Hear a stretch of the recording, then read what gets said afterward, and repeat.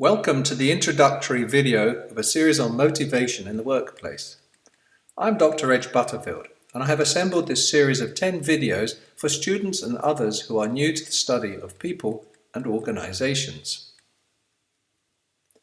In this first video of the series, we will explain the following areas. What do we mean by motivation? What is the role of motivation? We'll talk about 3 groups of motivational theories and what we mean by the terms content and process theories. We'll briefly introduce the early philosophers on motivational theory and finally introduce the 8 theories of motivation that we will explore in this series of videos on motivation. Let's get straight into it. What do we mean by motivation in the context of the workplace? All people have different motivations for going to work. The reasons for working are as individual as the person. People work because the workplace provides something that they need from work. What they obtain from their work has an impact on their morale, their motivation, and the quality of their life. There are many descriptions of motivation, and I will just use this short example. Motivation is the process of arousing and sustaining goal-directed behavior. The cyclist shown here can have a whole range of reasons or motivations to work at this fast pace.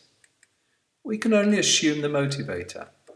What comes to your mind as to the motivator to cycle in such a way? Yes, it could be to win a race. It could also be to test new equipment, or to train for an upcoming event, or it could also be just for fun. The truth is, we do not know by just watching the person.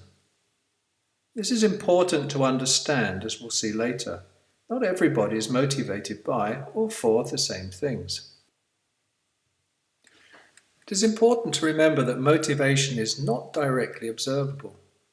We don't actually observe a motive.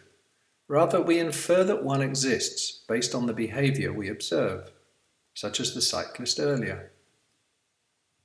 Motivation is not the same as satisfaction. Satisfaction is an individual's emotional response to his or her current job condition, while motivation is the driving force to pursue and satisfy one's needs. Without getting into deep psychological debate, it is true to say that motivation is not always a conscious process. Psychologists have proposed different theories to explain motivation. These include our inborn instincts, drives, and needs. For example, drive theory suggests that people have basic biological drives and that your behaviors are motivated by the need to fulfill these drives. We have also arousal levels that lead us to engage in relaxation by undertaking something such as reading, or we have some thrill-seeking behaviors such as mountaineering. Motivation is not directly controllable. We need to attribute the degree of success in some way, and the complexity is beyond the scope of this series of foundational videos. If you wish to explore this in more detail, I suggest that you start with attribution of theory for more information. Another way of describing motivation is what causes people to behave as they do. In order to be successful, all organizations need motivated employees. This is particularly the case today when organizations have to be very agile with flexible and fast responses to customers' needs. Equally, motivation is critical to our own personal success. Whether we give 25%, 75% or more of our energy and skill will, to a large extent, impact on what we can achieve personally in terms of career and life generally. Because of the complexity of motivation, there is no ready-made solution or single answer to what motivates people to work well. This also means that there is not just one single accepted meaning of motivation. However, there are some areas of consensus. Motivated behavior is goal-directed behavior. A motivation is limited and directed by situations and environments in which people find themselves. These will become clearer and more relevant as we move through the various theories of motivation in the later videos. Let us look at the role of motivation at its very basic level. We have already stated that it is a driving force for people to achieve goals. At the same time, it assists to fill some need or uphold values.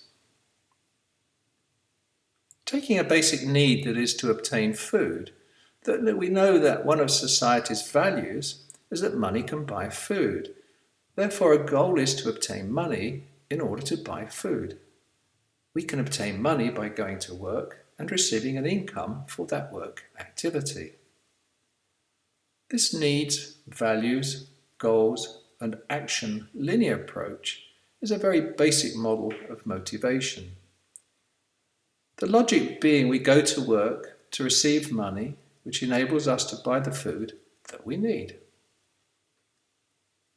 In our subsequent videos, we will look at this through a series of different theorists and their models of motivation, which are often more complex than our basic model shown here. Motivational theories are grouped in research terms within one of three groups. Internal or intrinsic motivation is seen when a person undertakes an activity for its own sake without any external reward, such as a hobby or to improve one's self-actualization. Maslow's hierarchy of needs is an example of this and is discussed in video 5. Process motivation emphasizes the nature and relationship between the person and the environment. Vroom's expectancy theory of motivation is an example of this and is discussed in video 3. External or intrinsic motivation is evident when someone behaves in a particular way for reasons external to or outside of the person, such as money or coercion. Hertzberg's two-factor theory is an example of this and is explained in video 9. When reading about the various motivation theories in practice, as opposed to the three research groups we have just visited, they can normally be found within two groups: content and process. Content theories and models attempt to explain those specific things which actually motivate the individual at work. These theories are concerned with identifying people's needs and their relative strengths and the goals that they pursue in order to satisfy these needs. Content theories place emphasis on the nature of needs and what motivates. Process theories and models attempt to identify the relationship among the dynamic variables which make up motivation. These theories are more concerned with how behavior is initiated, directed, and sustained. Process theories place emphasis on the actual process of motivation. In this series of videos, we will explain 8 theories of motivation within their theorists group. Content theories are Maslow, Alderfer, Hertzberg, McClelland, and McGregor. Process theorists are Vroom, Adams, and Locke. We've known for a long time that people don't behave rationally and that motivation is primarily an emotional business, and at its root is not economic exchange, but human dignity. This means that understanding the roots of individual motivation is important for helping to foster people's happiness and business success. Early philosophers understood this individual importance, and the following people are examples of those whose work still has a significant impact today. Maximilian Weber was a German sociologist and political economist, best known for his thesis of the Protestant ethic, relating Protestantism to capitalism, and for his ideas on bureaucracy. He believed in the structure of organizations being the key to harnessing the effort and efficiency of people at work. Sigmund Freud was an Austrian neurologist and the founder of psychoanalysis. As well as developing a wealth of theories, he delved into the unconscious mind to better understand a person's motives and needs. He believed that unconscious psychological forces, such as desires and emotions, shape an individual's behaviour. Adam Smith was a Scottish economist, philosopher and author. Some of his notable works include Enlightened Self-Interest, that which is in the best interest and benefit to the individual and to other people. He is the person behind the idea of division of labour. With the right policies in place, change can happen fast. Frederick Taylor was an American mechanical engineer who sought to improve industrial efficiency. Scientific management is a theory of management that analyzes and synthesizes workflows. Its main objective is improving economic efficiency, especially labor productivity. It was one of the earliest attempts to apply science to the engineering of processes and to management. His approach to controlling the way that people work is evident today in just about all of the technology used by society and business. Minimal effort and maximum output through efficiency of labour. A quick overview of the development of motivation theory and its application in the workplace looks something like this. Understanding the motivation of people at work rightly starts with the scientific approach to work undertaken by F.W. Taylor. Another major milestone was the now infamous Hawthorne experiments.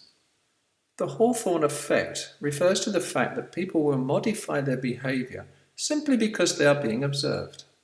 The effect gets its name from one of the most famous industrial history experiments that took place in Western Electric's factory in the Hawthorne suburb of Chicago in the late 1920s and early 1930s. This was followed by a wide range of many competing theories on the nature of work and motivation. As we mentioned earlier, these competing or complementing theories are grouped into content theories, where the emphasis is on what motivates individuals, and process theories that place emphasis on the actual process of motivation. So far in this introduction to motivation video, we have briefly described motivation, described the two main roles of motivation, introduced the idea of three groups of motivational theories: internal, process, and external, introduced and distinguished between the two main groupings of motivation theory, content and process theories, and finally introduced briefly some of the early philosophers who had an impact on the understanding of motivation. This video series continues with 8 separate theories of motivation. Each one is explained in some detail, and in the last video we discussed their application generally within work contexts. The theories that we are covering in this series consist of 3 process theories: Adam's equity theory, Vroom's expectancy theory, and Locke's goal-setting theory. It then continues with 5 content theories: Maslow's hierarchy of needs theory, McGregor's theory X and theory Y, Alderfer's ERG theory, McClelland's need theory, and Hertzberg's two-factor theory. In video 2, we start the process with the explanation of Vroom's expectancy theory. The other 2 process theories are explained in videos 3 and 4. I suggest that we now move on to video 2, which also includes a more detailed explanation of what process theory actually means.